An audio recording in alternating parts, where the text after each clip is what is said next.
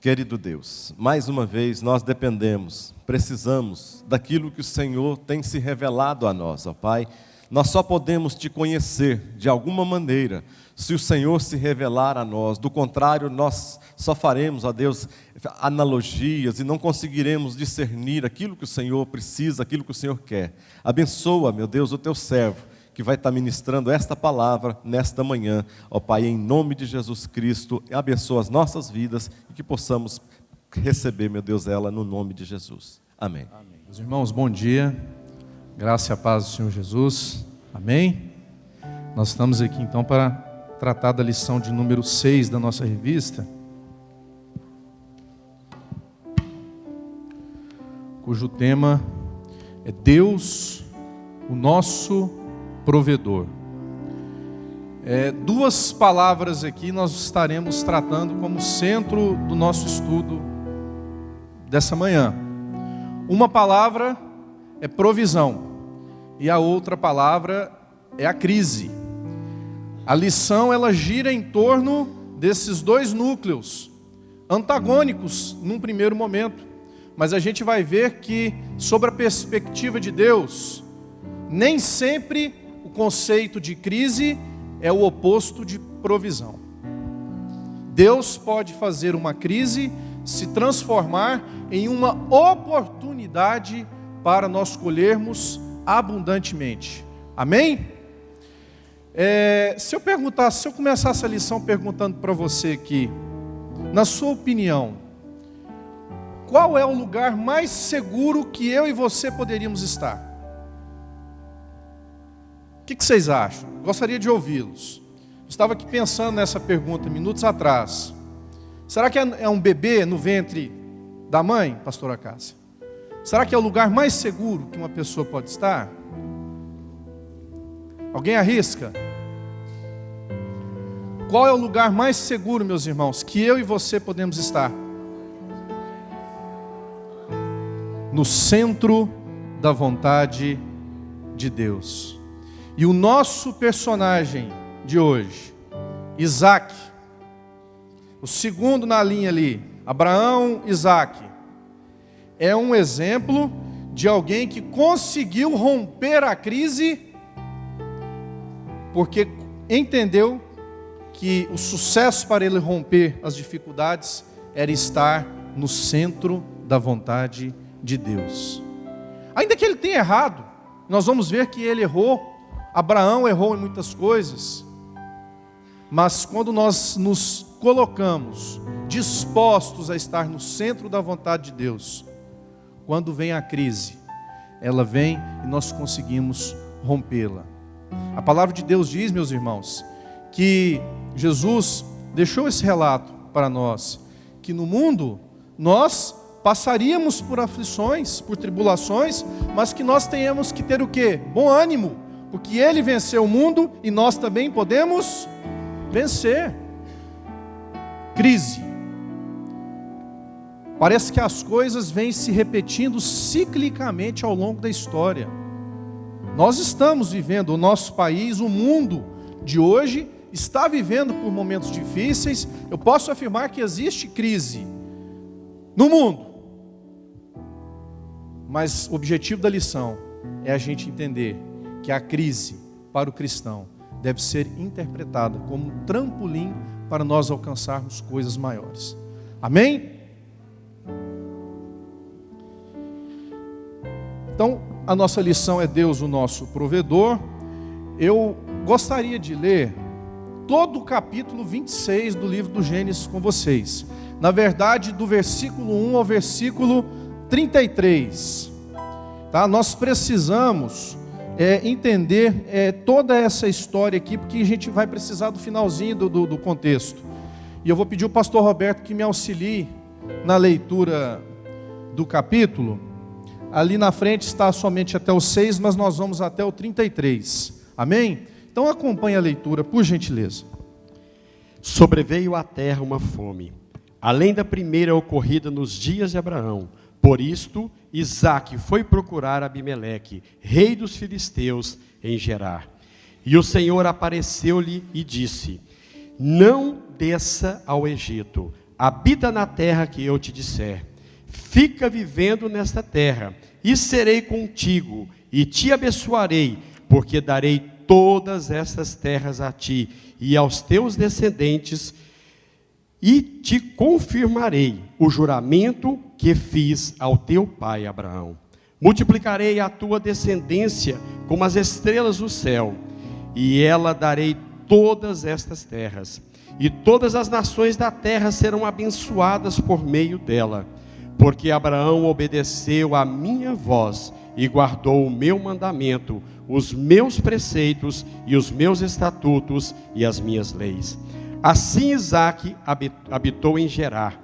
Então os homens do lugar perguntaram-lhe acerca da sua mulher, e ele respondeu: é minha irmã, mas temia dizer: é minha mulher, para que, dizia ele, os homens deste lugar não me matarem por causa de Rebeca, porque ela era muito atraente. Quando já fazia muito tempo que eles estavam ali, Abimeleque, rei dos filisteus, olhou por uma janela e viu que Isaque estava se divertindo com Rebeca, sua mulher. Então Abimeleque chamou Isaque e disse: na verdade, ela é tua mulher. Como, pois, dissestes: é minha irmã? Isaque respondeu: porque pensei que pudesse ser morto por causa dela.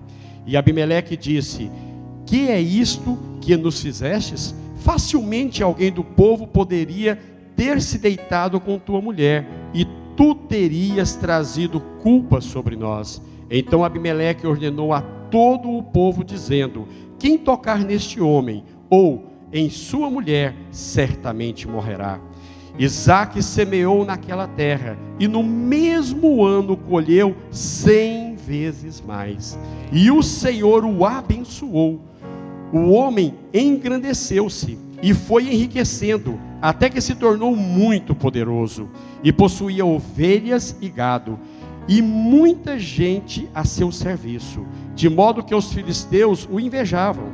E os filisteus entulharam e encheram de terra todos os poços que os seus servos de seu pai haviam cavado nos dias de seu pai Abraão. E Abimeleque disse a Isaque: afasta-se de nós, porque te tornastes muito mais poderoso do que nós.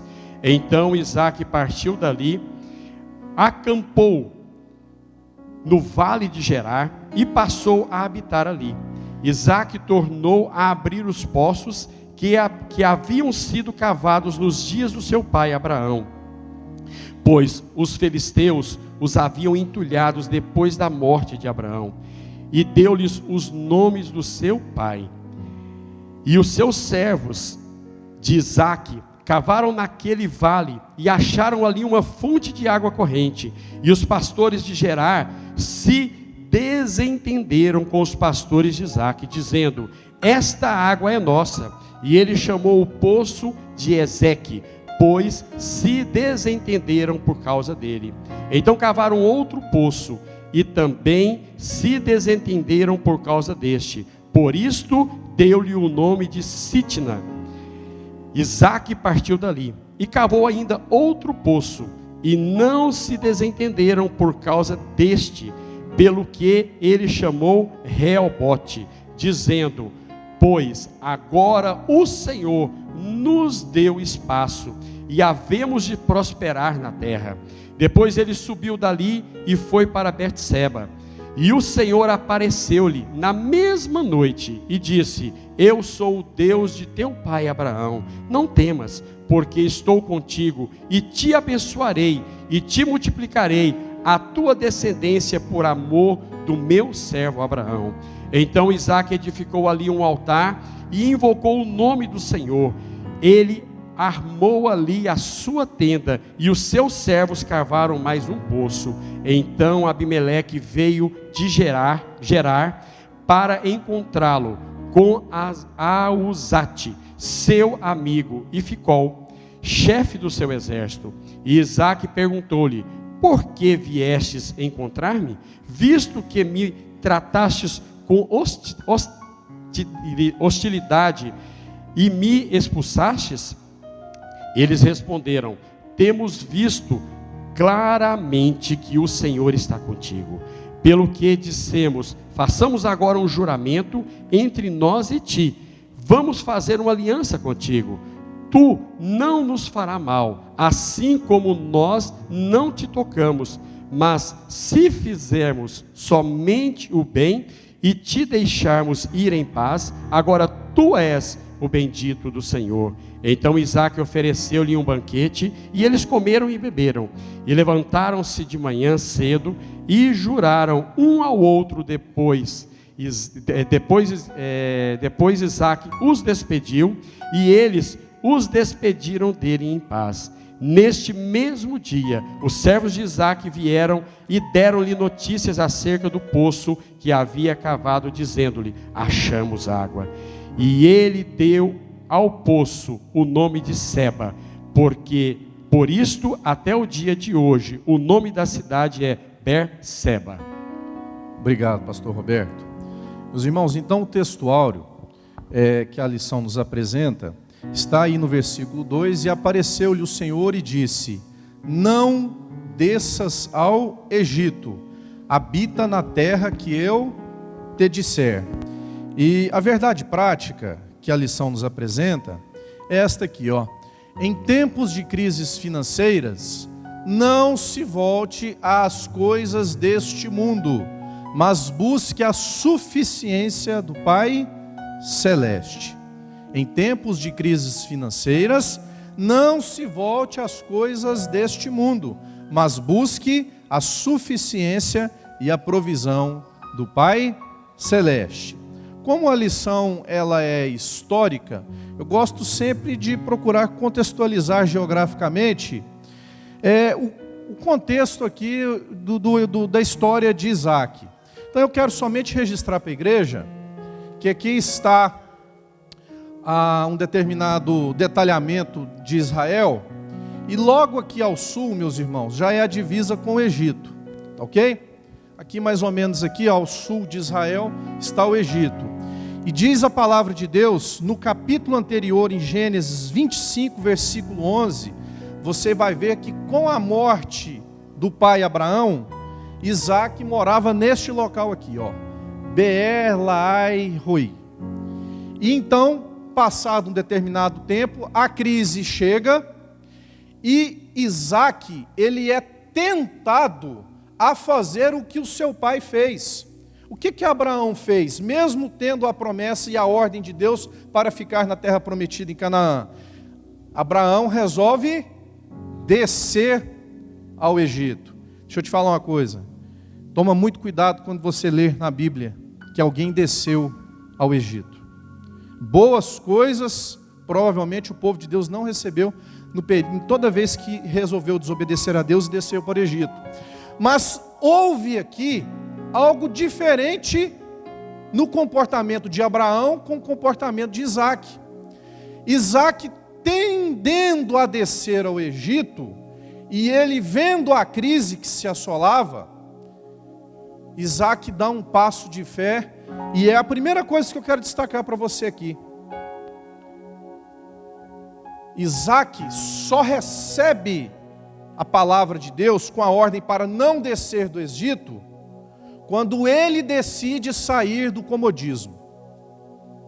Se você ler novamente o início do capítulo 26, vocês vão ver que não é Deus que procura Isaque para conversar. A primeira ação, a primeira atitude positiva é Isaque não se conformando com a crise que estava ali rodeando ele e a sua família, o seu povo. Deixa eu te falar um negócio. Deus se agrada quando os seus filhos levantam o pé e não aceita o conformismo. Deus, quando vê a iniciativa proativa de Isaque, ele então entra num circuito e fala o seguinte: Isaque, não desças ao Egito, fique na terra que eu vou te mostrar, e ali eu vou te tornar abundante. E isso é o principal tema da nossa lição: a obediência de Isaac. Inclusive, por falar em obediência, você que está com a Bíblia aberta aí, vá lá no capítulo 32, passa aí umas 2 folhas adiante. Deixa eu te mostrar como que Isaac era conhecido na Bíblia. Qual era o predicado que as pessoas citavam Isaac? Para eu te mostrar o que eu e você precisamos entender nessa manhã. Abra aí no Gênesis 31, versículo 42. Esse episódio aí é Jacó, filho de Isaac, conversando com Labão. E olha como que Jacó reporta ao seu pai. Olha como que Isaac é tratado na palavra de Deus. Jacó fala assim para Labão: se não fora o Deus de meu pai, o Deus de Abraão e o temor de Isaque, por certo me despedirias agora de mãos vazias. E logo adiante no versículo 53, nós temos esta mesma referência de Isaque, colocando o adjetivo predicado de temor a ele. E jurou Jacó pelo temor de Isaque, seu pai. Então Deus, meus irmãos, quando Ele dá a ordem para Isaque, não desça para o Egito, Isaque não titubeou. Isaque resolveu obedecer. Eu comecei a lição falando que o lugar mais seguro para nós estarmos é aonde? No centro da vontade de Deus. Acredite no que eu vou te falar. Deus tem para mim e para você um plano. Deus tem para mim e para você um local seguro dentro da vontade dEle. E há na palavra dEle mandamentos, preceitos que devem ser observados. Logo, a conclusão que nós chegamos aqui sobre a vida de Isaac. Isaac conseguiu superar a crise, porque ele teve temor aos mandamentos e aos preceitos de Deus. Deus abençoou e garantiu que Isaac recebesse as promessas que ele já havia feito para o seu pai. Mas eu quero te dizer que passados muitos anos, Deus continua tendo promessas para mim e para você que somos filhos dele. Não por amor a Isaac, não por amor a Abraão, mas por amor a Jesus Cristo, que veio e nos resgatou desse lamaçal do pecado para que nós fôssemos livres. E aí? Vamos romper a crise? Você quer a receita para romper a crise? A lição está nos propondo aqui um conselho muito sábio: temor ao Senhor, respeito e obediência aos mandamentos de Deus. Eu não sei se vocês observaram, mas na leitura do capítulo 26, lá no versículo 12, fala que naquele mesmo ano, Deus foi rápido para responder. Isaac vivia da agricultura, provavelmente foi um ciclo de produção. Naquele mesmo ano, e olha, meus irmãos, que Isaac estava na terra dos filisteus, um povo que começou a ver a prosperidade de Isaac, começou a ter inveja dele. E deixa eu te falar uma coisa: o sol nascia para todo mundo ali. A terra que Isaac plantava era a mesma terra que os filisteus plantavam. O capim, a grama que o gado que o rebanho de Isaac comia, se alimentava, era o mesmo alimento que o rebanho dos filisteus. Mas a palavra de Deus diz que naquele mesmo ano, Isaac colheu uma proporção de 100 por 1.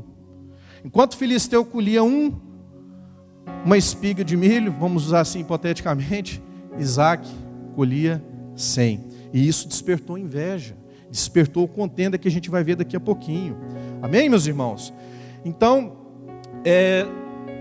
vamos passar aqui adiante. A intenção de Isaac, como nós falamos aqui, era descer ao Egito. Parecia ser para Isaac a melhor opção. Mas deixa eu te dar um alerta aqui. Nem sempre, quando a gente está na dificuldade, a gente deve buscar os atalhos sedutores. Já viu falando aquele negócio do dinheiro fácil? Da vida fácil?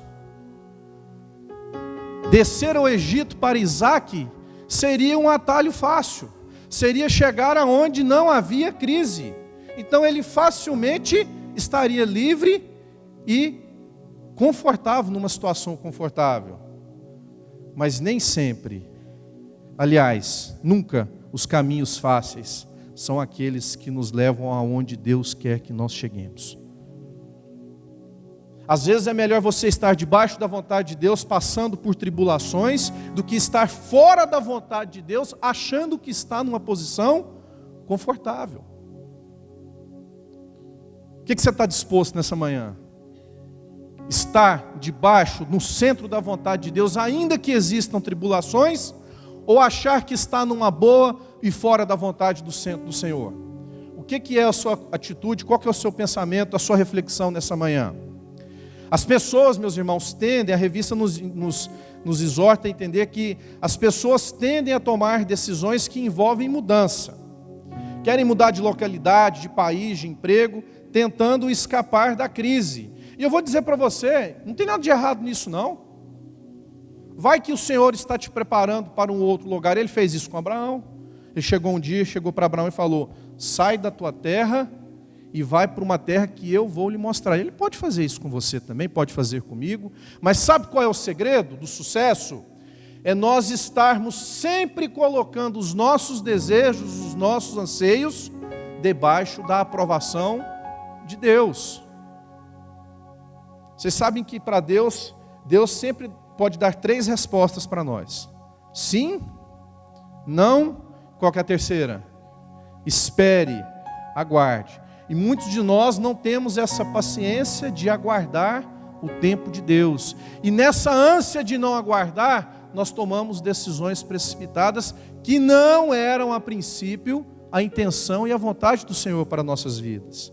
E isso acaba trazendo consequências que o Senhor permite que nós passemos, não para nos punir, mas para que nós possamos crescer e ter aquilo como aprendizado. Toda fé, meu irmão, ela tem que ser testada. E o interessante é que ciclicamente as crises vêm acontecendo. E a gente vai ver daqui a pouquinho que Isaac, ele passa por uma crise muito semelhante à de seu pai. Abraão passou pela dificuldade, passou pela seca, e o comportamento em algumas coisas de Abraão foi diferente do de Isaac. E Isaac teve algumas coisas de destaque em relação a isso. Então a aplicação prática nesse primeiro momento para mim e para você é a seguinte: é nós pensarmos aí, responda para você essa pergunta: como você tem tomado as suas decisões? Você tem agido com temor do Senhor? Você tem agido de modo a antecipar ao Senhor os teus planos, para saber dele se aquilo é ou não o que ele espera para você? Essa pergunta eu faço para mim também. Ela serve para mim, serve para todos nós. Como você tem tomado as suas decisões? Elas têm sido tomadas com temor? A lição continua falando de promessas em tempos de crises. Meus irmãos, havia fome na terra. A crise estava instalada, mas os céus não estão em crise. Não estavam e jamais estarão em crise. Lá em Colossenses capítulo 3 diz que nós devemos buscar as coisas de onde? Do alto. Buscai as coisas do alto. Está lá em Colossenses capítulo 3. E toda vez que nós entendermos que os céus não estão em crise e jamais estarão em crise, isso mostra para onde que a gente tem que direcionar os nossos olhos em tempo de crise. O Senhor apareceu a Isaac e renovou-lhe a promessa de que ele não poderia temer, não precisava temer, que ele estaria com ele assim como estava com seu pai Abraão. E disse para ele: serei contigo e te abençoarei. Mas você pode virar para mim e falar: mas Marcos, hoje Deus não fala desse jeito, de forma direta como Deus falava. Pastor Alain Brizotti, esses dias atrás, fez uma citação aqui que eu achei fantástico. Tanta gente que sai por aí procurando pessoas para receber, ele usou até o jargão profetadas, e ele citou para a gente aqui numa palavra dele o seguinte: Você quer ouvir Deus falar com você? Leia a Bíblia. E se você não está conformando em ler a Bíblia, se você quer ouvir a voz de Deus, leia a Bíblia em voz alta, que você vai ver Deus falar com você. Sabe, meus irmãos, quando a gente chegar ali na parte dos poços, a gente vai ver que o comportamento de Isaac em cavar os poços para encontrar a água deixada nos poços do seu pai, ele não buscou nada de novo. Ele buscou a antiga aliança. Ele buscou restaurar aquilo que havia sido perdido na construção que o seu pai havia deixado. Muitas vezes, o que eu e você precisamos é parar de ficar inventando moda e buscarmos aquela aliança primitiva. Quando eu falo aliança primitiva, é parar de nhenhenhé e começar a ler a Bíblia mais, começar a vir para os cultos de vigília, é dobrar o nosso joelho e orar, é fazer jejum, é trabalhar na igreja. São coisas que têm sido perdidas ao longo do tempo por essa mudança louca que o mundo tem apresentado. Vivemos em tempos de crise, mas a promessa de Deus permanece? O que vocês acham? Permanece. Nós estamos vivendo o tempo da dispensação da graça. O tempo onde o mundo está aguardando a volta de Cristo e Cristo não voltará até que os 4 cantos da terra ouçam a sua palavra. Não é isso, pastor Timóteo? E nessa dispensação da graça é onde insere a minha pessoa e a sua. Então nós temos promessas que o Senhor Jesus há de nos buscar para nós irmos morar na nossa Canaã celestial. Amém, meus irmãos? Dando continuidade, o tempo ali está acabando comigo. E eu tenho muita coisa para falar aqui, mas vamos ver aqui o que eu vou filtrar. Isaac então vai para Gerar por causa da fome. O Deus de Isaac é o nosso Deus. Ele não muda e também deseja abençoar a minha vida e a sua. Não importa se um país está em meio a uma crise política, econômica, para Deus não existem impossíveis. Vamos ler aí o Lucas 1,37. Porque para Deus nada é impossível.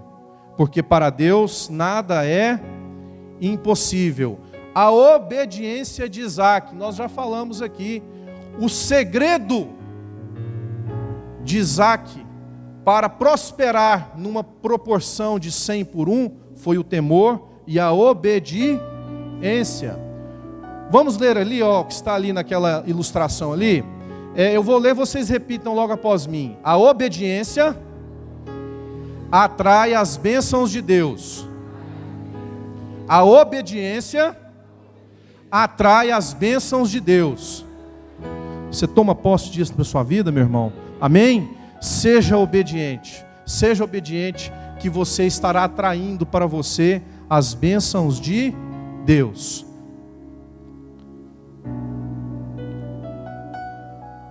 Quando Isaac chega em Gerar, ele enfrenta crises. Primeiro por um comportamento, parece que uma herança maldita, não é, pastor Carlos? Que ele herdou do pai. O pai semeou e o filho colheu a bênção, mas parece que quis colher também a maldição. Por 2 vezes Abraão mentiu, falando que Sara não era sua esposa, visando proteger a sua própria vida. Comportamento egoísta. E Isaac, a história se repete com ele. Mas eles tinham uma outra característica, parece que eles gostavam de mulher bonita. Porque a palavra de Deus fala que Sara era muito bonita e Rebeca também parece que era muito bonita. Então Isaac, para não ter medo, para evitar ser morto por causa da beleza da esposa, inventa a mente que ela não era a sua mulher, e sim a sua irmã. E passado um tempo, o rei dos filisteus, Abimeleque, vê numa janelinha assim, ó, dentro do quarto, o Isaac dando uns amassozinhos lá na Rebeca. Aí ele fala, mas espera aí, eu nunca vi irmão fazer isso com a irmã. Vem cá, Isaac, me explica esse negócio aí, você está mentindo. Aí ele conta a verdade. No que ele conta a verdade, ele promove um milagre nos céus. Porque muita coisa, meus irmãos, estava sendo segurado, as bênçãos dos céus estavam sendo obstruídas para Isaac e o seu povo por causa de uma mentira. Será que isso fala conosco nos dias de hoje? Será que tem mentira na minha vida e na sua vida que tem bloqueado o canal dos céus com as nossas vidas? Isaac nos ensina isso também, que enquanto a mentira não foi desmascarada, muita coisa ficou retida. Às vezes o Senhor está nos dizendo isso essa manhã: filho, tem bênção retida para você por causa de mentira. E hoje, nessa manhã, é a manhã da gente aprender a retirar os lixos dos nossos poços, porque tem água lá embaixo, tem água viva que quer fluir. Amém? Vamos continuar aqui. Então, a crise é instaurada em Gerar. Isaac, assim como Abrão, assim como eu e você, são seres humanos, foram seres humanos, nós somos seres humanos imperfeitos. Parece que a confiança que Isaac tinha em Deus falhou nesse momento, no momento da mentira. Mas isso nos mostra que ele era humano, que ele era passível de errar, assim como eu e você. Só que a diferença, o diferencial, é como nós nos comportamos quando nós somos confrontados com os nossos próprios erros. O que vai valer para você nessa lição de hoje não é o que você está ouvindo aqui, é o que você vai decidir fazer com aquilo que você está ouvindo quando você colocar o seu pé daquela porta para fora. É o passo seguinte, é o momento de decisão, de abandonar as coisas erradas para trás e prosseguir para frente para o alvo que é Cristo. Amém? Nós não somos super-heróis, somos humanos. Abraão e Isaac também eram humanos e cometeram falhas e se renderam a Deus. E às vezes nós estamos precisando fazer esse mesmo comportamento de nos render verdadeiramente aos pés do Senhor. Na crise, meus irmãos, Deus está conosco para nos confortar e nos libertar. Agora, uma coisa interessante que muito nos fala nessa lição aqui é que Isaac, a revista nos propõe esse estudo, que Isaac semeou em Gerar. Se você está passando por crise, a pergunta que não quer calar é o seguinte: o que você tem feito para sair da crise? Ou você está simplesmente sentado com os braços cruzados, achando que Deus vai promover um milagre? Ele pode até promover, porque Deus, Ele é onipotente, Ele pode todas as coisas. Mas há milagres, meus irmãos, que Deus exige uma parceria dEle comigo e com você. O milagre de parceria é o seguinte: eu faço a minha parte e Deus faz a parte dele. Naquele episódio de Jesus, onde ele chega para Pedro, que ele não tinha pescado nada, e Pedro já tinha lavado as redes, preparado para uma outra pescaria, Jesus só permitiu que o milagre aparecesse na vida de Pedro, porque Pedro estava preparado para receber o milagre, porque Pedro estava com as suas redes limpas. Quem é do segmento aí da pescaria sabe que com rede suja não se pesca, tem que estar com a rede limpa. E você tem estado com as suas redes limpas? Você tem sido proativo nas coisas de Deus?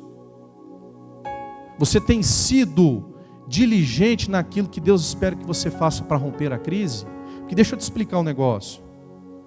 Quando Deus tem uma promessa e você se coloca disposto a receber e alcançar a bênção de Deus, pode ser que venham problemas. Isaac teve problemas com a inveja, com ciúmes, ao ponto de que naquela época, meus irmãos, os poços era considerado uma mina de ouro, era um poço de petróleo, porque nós estamos falando ali de uma região muito desértica, aonde a água representa vida. Quem tinha água tinha tudo. E Abraão muito prosperou porque ele tinha muitos poços cavados. E por causa da inveja, pastor Roberto leu o versículo, dizendo que o povo filisteu começou a jogar terra, para que não não viesse a prosperidade para Isaac. Deixa eu te contar uma coisa. Tem muita gente que tem a tendência de sair dos poços, cavar os poços para encontrar coisa boa. Mas tem muita gente também que foi feita, e pode aparecer na sua vida pessoas predestinadas a entulhar os poços na sua vida. E você tem que estar esperto, sensível para entender isso. Deixa eu te contar uma história. Eu estava lendo essa semana a biografia de Cora Coralina, pastor Salmo. Carlos Drummond de Andrade fala que no Brasil, Cora Coralina é até hoje, assim, não foi ainda suplantada, a melhor e a maior poetisa do Brasil. Cora Coralina vem de um lar onde o pai chegava para a mãe, para a filha, para ela, e falava o seguinte: não pode aprender a ler e não pode aprender a escrever, porque isso é coisa para homem. E ainda assim, com essa repressão daquela época de tantos anos atrás, Cora Coralina aprendeu a ler e a escrever escondido do seu pai. E ela, para ficar livre do pai, parece que muitas coisas acontecem assim, lá na frente se entende, ela casa com um homem que tinha o mesmo comportamento do pai. Repressão proibia Cora Coralina de escrever as suas poesias, sendo que em um determinado dia Cora Coralina foi mostrar para ele um resumo de alguns poemas, de algumas poesias que ela fez, e o marido dela simplesmente pegou, rasgou e queimou as poesias de Cora Coralina. Olha o acervo poético queimado por uma ignorância. E ela então, estando proibida pelo marido, resolve então destinar a sua atenção para outra atividade, que era cuidar do jardim da sua casa, pastora Cássia. Cora Coralina, de um certo tempo da vida dela, parou de escrever poesia e foi cuidar do jardim da casa dela. E ela cuidava com tanta excelência do jardim, que chegou um dia na cidade de Goiás que teve um concurso, pastor Rondon, para saber qual era o jardim mais bonito da cidade. Adivinha qual foi o jardim que ganhou? O de Cora Coralina. Quando ela chega com o diploma para mostrar para o marido que ela tinha ganhado, aquele senhor abençoado pega um tesourão daqueles de e acaba com o jardim de Cora Coralina. E a biografia de Cora Coralina vai adiante, e ela fica viúva aos 63 anos de idade, Viviane. Aí ela começa a viver. Aí ela começa a produzir todo o acervo literário. Mas o que eu quero dizer? Eu não estou destacando Cora Coralina. Eu estou destacando para você o marido de Cora Coralina. Um homem predestinado a destruir. Há pessoas que foram feitas para destruir os sonhos dos outros. E nós precisamos romper com essas pessoas. Amém, meus irmãos? Isso a gente precisa realmente ter sensibilidade para romper com isso. E eu já estou caminhando aqui, falamos da inveja, que nós precisamos ter habilidade, e fica também uma outra aplicação prática. Isaac mantém o controle e não retribui a violência. Se vocês prestarem atenção no texto, vocês vão ver que Isaac cava um poço, e os filisteus vêm, criam caso com ele, e ali ele põe o nome do posto de Ezeque, que significa contenda. Isaac não revidou. Isaac simplesmente, numa atitude mansa, e quero ressaltar para vocês que a mansidão é um dos atributos do fruto do Espírito, constante lá em Gálatas 5, versículo 22, Isaac então age com mansidão, e vai para o segundo posto, o posto de Sitna. Também os filisteus contendo com ele, e ali é chamado, é batizado aquele local com o nome de inimizade. Mas no terceiro poço, com a insistência, Isaac chega e não tem mais contenda com aquele povo. E ali ele dá àquele local do poço o nome de Reobote, que significa, segundo a palavra de Deus, o Senhor nos abriu espaço e ali prosperaremos. Amém? Meus irmãos, repita comigo aqui: cavar para conquistar. Cavar para conquistar. Soa estranho para você, em tempo de crise, você ter que cavar para conquistar? Essa é a matemática de Deus. Essa é a racionalidade de Deus. Se você tem passado por momentos difíceis e tem estado numa posição de comodismo, eu quero dizer para você que você está no caminho errado. Porque a matemática de Deus, a lógica de Deus é que nós só vamos romper as dificuldades, as crises, sendo proativos, agindo positivamente. Isaac tinha uma promessa e ele insistiu naquela promessa. Amém? A prosperidade experimentada por Isaac não foi sorte. Eu quero deixar isso muito claro para vocês aqui. Mas sim o resultado de ouvir a voz de Deus e obedecê-la. Isaac prosperou porque ele ouviu a voz de Deus e obedeceu. Isaac e seus pastores saíram do lugar onde havia contenda e inimizade, e como resultado de seu bom procedimento, ele foi abençoado por Deus. Deus detesta contenda. Posso substituir essa palavra por uma palavra bem chula? Todo mundo vai entender aqui, eu acredito? Picuinha. Deus detesta picuinha. Gente com a cabecinha desse tamanhozinho não consegue enxergar o que Deus tem para ele lá na frente. E onde é que está escrito isso? Provérbios 6, versículo 19. Estas 6 coisas aborrece o Senhor, e a 7ª, a sua alma abomina: o que semeia contendas entre irmãos. A lição está nos propondo observar o seguinte: que tem muita gente que não consegue romper, porque está vivendo no mundinho que não enxerga 1 centímetro para frente.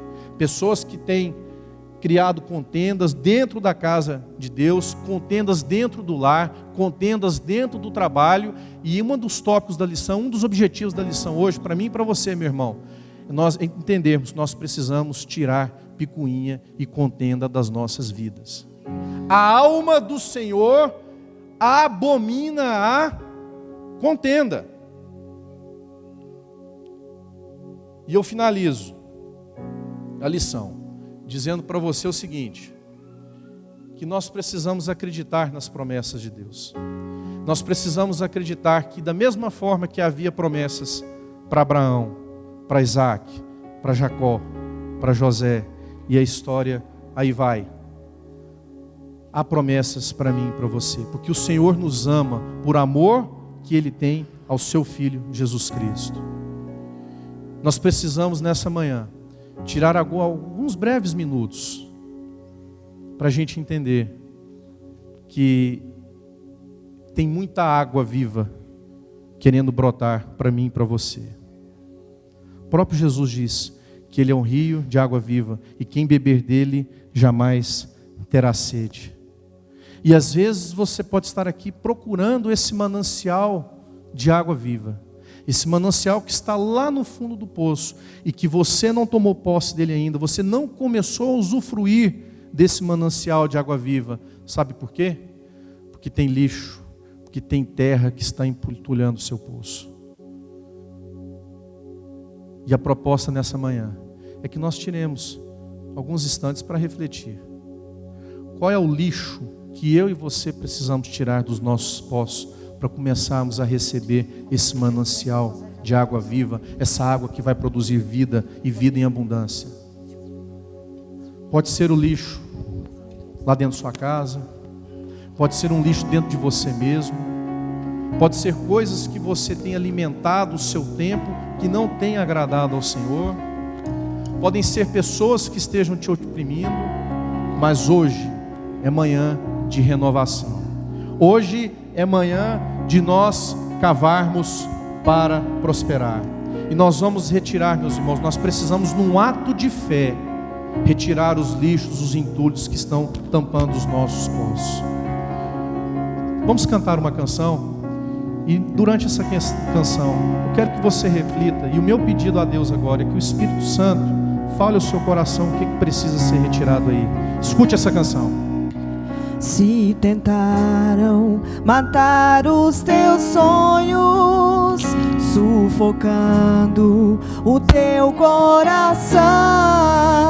Se lançaram você numa cova e ferido perdeu a visão. Será que você está assim? Se lançaram, tentaram os teus sonhos. Será que o seu sonho está lá no fundo do poço? Sufocando o teu coração. Seu coração está Se sufocado. lançaram você numa cova e ferido perdeu a visão. Não desista, não pare de crer. Os sonhos de Deus jamais vão morrer. Não vão morrer para Não você. desista, não pare de lutar. Não pare de adorar. Não pare de lutar, meu irmão. Levanta seus olhos e vê. Deus está restaurando os teus sonhos e a tua visão. Começa a cavar teu poço. Receba a cura nessa manhã. No nome Recebe de a Jesus. cura. Glória a Deus. Recebe a unção. Unção de ousadia, unção de conquista, unção de multiplicação. Recebe a cura, recebe a unção. Unção de ousadia, unção de conquista, unção de multiplicação. Eu tenho uma pergunta para te fazer, antes de passar a palavra à direção da igreja.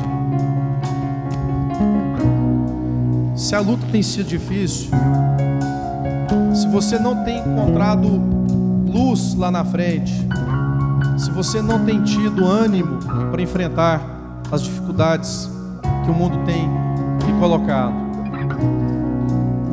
Abraão foi considerado o pai da fé.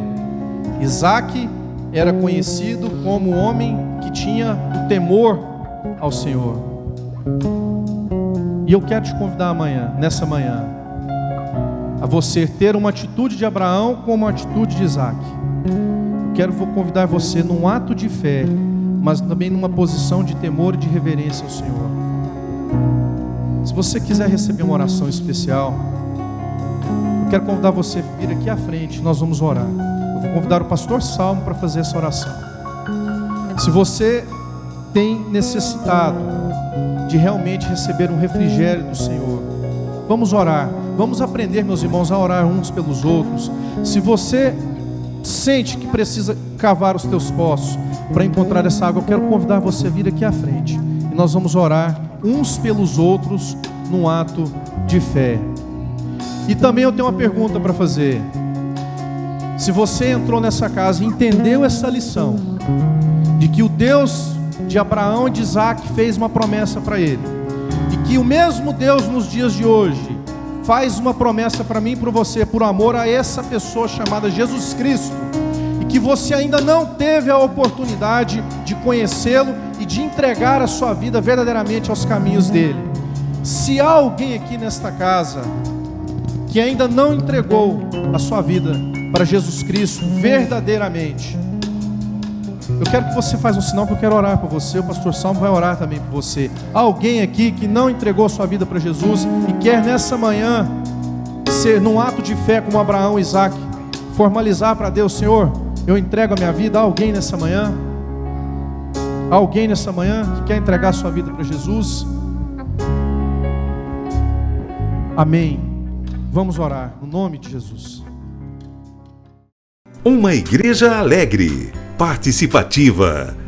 Todos os domingos, às 9 horas, um delicioso café da manhã e uma escola bíblica abençoada. Às 18 horas, culto da família. Segunda, às 14 horas, Manancial Feminino. Terça-feira, às 20 horas, Homem de Verdade e Mulher Ideal.